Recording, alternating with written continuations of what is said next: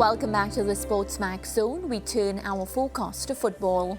Match day 5 of the UEFA Champions League group stage ended early on Wednesday. In Group C at the Santiago Bernabeu, 14-time champions Real Madrid hosted Italian champions Napoli. A win for Napoli would guarantee them a round of 16 berths, while victory for Real Madrid would mean qualification as group winners. Let's see how this one unfolded. Onana is forced into action. A shot that should be saved, but a bit of work to do from Dries Mertens. Garnacho gets a good ball across, and it's only just wide. Came off Højlund in the end. Bissaka had made a forward move, but was ignored. All right, so we apologize for that footage. Let's go to the Real Madrid match now. Get ready for match day 5 in this group. It's a nice weaving run across the pitch by Dani Ceballos, and Rodrigo, who likes to come in from the left onto his right foot. Georgian is on again, and that's a fine ball to Di Lorenzo, and Simeone surely knocked it over the line. It's a goal. Napoli take the lead in the 10th minute. Pounces when he needed to, great ball in here, and I just wondered if Di Lorenzo could have went for goal. He doesn't, he looks for a teammate, puts it back across into a dangerous area, and his striker, as all good strikers do, arriving at the right time to, the best way I can describe it, is bundling it home as the Real Madrid keeper, Lunin, does his utmost to keep it out, but Napoli 1-0. And here come Real looking to hit back straight away.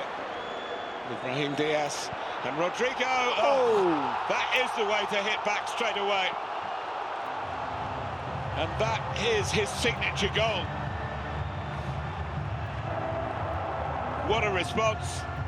But he's on a very rich run of form.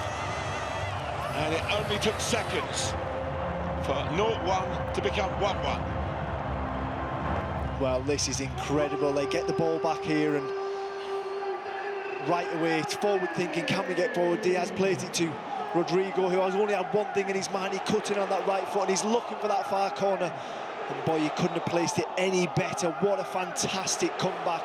It's the real top players who are, the demand is, and Bellingham, he's done it again. What an incredible arrival. Makes that run, and it's a brilliant ball from Alaba. It's all about the ball, in all fairness, and Jude Bellingham just meets it. He just has to redirect this header. Here's Di Lorenzo for Anguissa in space. Goes again, and he fires it into the back of the net. He might have shot the first time when he crossed it, but it came back his way, and he took on the responsibility. Anguissa here, first of all, looks for a teammate, comes back to him, decides just to have a slash at it, have a shot, manages to find its way into the back of the net, but brilliant start from Napoli, right back in this game.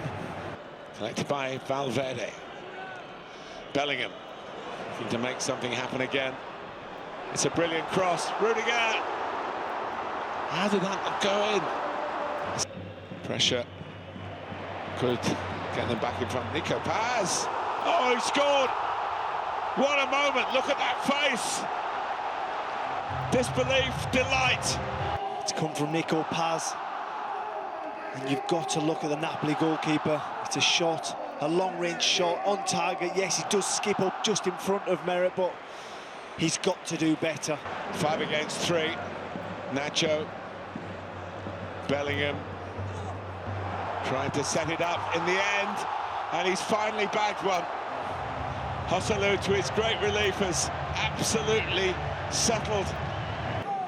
Brilliant ball across here by Bellingham, outside of his right boot, just in that corridor, and this time Joselu can't miss. Can see the goalkeeper, can see the goal as he approaches this ball.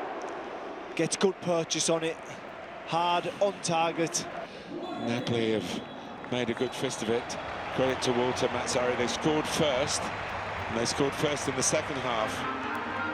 Having been 1-0 up and then they got back to 2-2. Great respect between the two Italians. All right, so Real Madrid guarantee themselves a top spot in Group C after beating Napoli 4-2. So Lance, we saw a taste of Rodrigo on the weekend. Of course, you know, he's been stepping up for Real Madrid.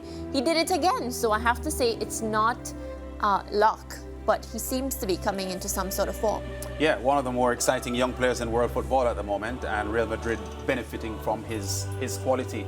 Along with Jude Bellingham, who was man of the match today with a goal and an assist. So Real Madrid in a good spot. You know, they gave up their title last year to your team, Manchester City, but they are the powerhouse in European football. No team has won more UEFA Champions League titles than Real Madrid, and they're setting themselves up for a good run at the title this year. Yeah, and I think Real Madrid could rest, Carlo Ancelotti can rest his big name players in the final group game against Union Berlin, Ricardo, because I feel like the job is done.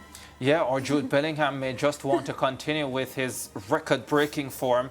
The first player to score in each of his first 4 matches for Real Madrid in the UEFA Champions League. So another record put down today, his 15th goal in 16 appearances for Los Blancos. I think I said it on Monday. I don't think anyone expected, even the biggest fan of Jude Bellingham expected that he would deliver in the way he has since coming to Real Madrid. He's been fantastic, and today another wonderful goal. Set up Joselu as well for the 4th Real Madrid goal. Yeah, looking good for them. Yeah, you know who is not looking good for? Over in Group A, Manchester United had another hugely disappointing result, relinquishing a 3-1 lead to end in a draw with Galatasaray. The result means United's round of 16 qualification is no longer in their hands. We have the highlights. Onana is forced into action. A shot that should be saved, but a bit of work to do from Dries Mertens. Garnacho gets a good ball across, and it's only just wide. Came off Højlund in the end. Saka had made a forward move but was ignored. Here's Bruno Fernandes. Højlund. Bruno Fernandes again, and here's Garnacho with the chance. Fired in. Manchester United's teenage talent on fire again. And there's the finish. Højlund did well as well. There's the nutmeg. And he goes high at the near post. The one place you can't beat the goalkeeper. Very good finish. What a start for Manchester United. Mertens in. Onana saves, and somehow the second one's kept out too, and the third. And the ball still bounces around. The referee's letting everything go. Bruno Fernandes, Anthony calls for it right. Bruno Fernandes! Oh, that's magnificent! That's just about as perfect a strike as you'll see from the United captain. Torreira can't get near him. The centre-half doesn't come out and get a block in. And he strikes it perfectly. He's got every right to hit this with his laces. He hits it with power. It dips over the goalkeeper's arm. What a great strike that is. Back through the hole for Torreira, who is fouled by Bruno Fernandes, and he's going to get a booking.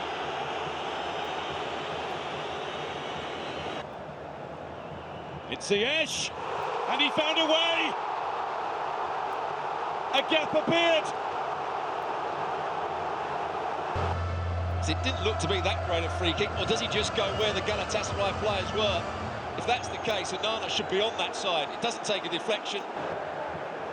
Ziyech! Always rising from the moment he hit it. Given away. Wasn't intercepted, it was just given away by Ayan, but he has it again. And that's a better ball. That's a peach. Collected beautifully and finished predictably by Icardi. But it's not going to count. At least not for now. Anthony able to wander into a deep pocket of space and collect the ball. Here's Wan-Bissaka! And Manchester United have 3! They've got daylight! Bowie keeps it. Nacho was trying to win the ball from him. Ziyech goes down. Bruno Fernandes with a little nick. Free kick. Another one goes on the United captain's charge sheet. towards Onana. Oh, he's let another one through. Ziyech has done it again. Well, the ball should never arrive there. He doesn't hit it in the air. He's hit it with pace. Somebody should be in that near post zone. They don't defend that. Martial ducks out the way of it. And Nana starts to go one way, but he's got to do better than that.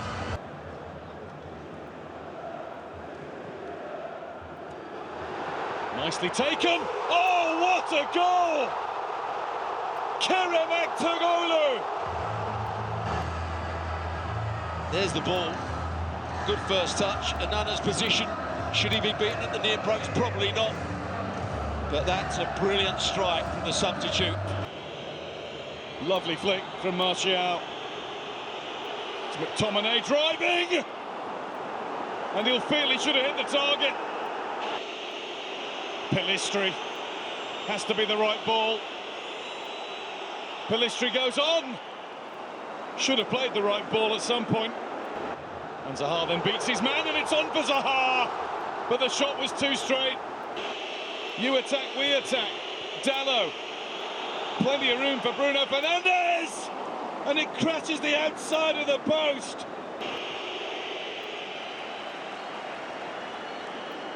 And that's it. We've had everything in Istanbul tonight. 6 goals. Could have been more. Manchester United squandering yet another lead in the Champions League.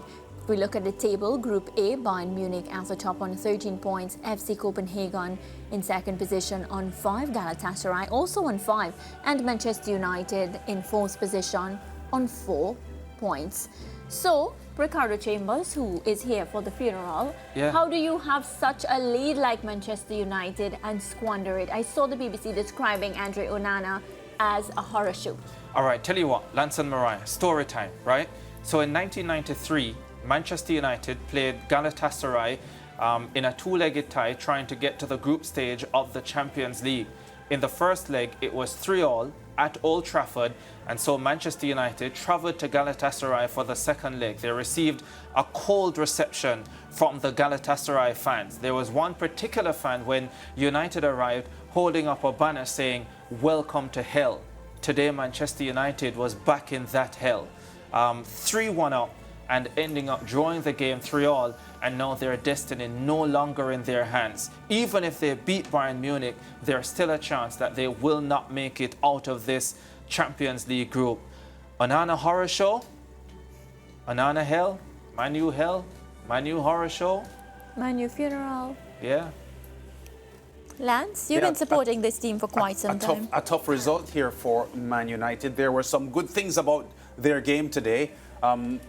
They were inferior with ball possession, but there are many periods of the game that they made their possession count, and there were some splendid goals. Yeah. This match, a 6-goal game, had some splendid goals. Aktürkoğlu's third goal for Galatasaray that tied the game, probably the best of the match. But the Man United goals were very good goals as well. But as I said on yesterday's show, this Man United team is a very unconvincing team, and it's a hard team to have confidence in. So although I had expected them to get a win today, I'm not surprised about the result, and real problems here for Man U. Yeah, you know what, quickly, Manchester United deserve this. They deserve not to qualify for the round of 16 of the Champions League, and they deserve not to win today, because the truth is they haven't been good enough, especially in situations where they have taken lead. The producer is asking if they deserve to still be in Europe. To be quite honest, I wish Man U would just finish 4th, so they don't even play the Europa League. What's the sense? Oh my, somebody is really angry. This was not a tough group, you know. This was a group that Manchester United should have qualified from the last match day. Anyhow, we have to go to a break, let's take a look now, at the remaining 6 results on the day where other teams actually won. Let's look. So, just Ricardo reminding you of that 3-3 draw with Galatasaray. Then we move along. PSV defeating Sevilla. We had 6 goals from Arsenal. Where are the Arsenal fans at? Against Lens. No goals in the draw between Bayern Munich and FC Copenhagen. 3-3 draw between Benfica and Inter. 1-1 draw between Braga and Union Berlin. Real Madrid that 4-2 win against Napoli, and no goals in the draw between Real Sociedad and Salzburg. Now, Ricardo, we take a break. Oh.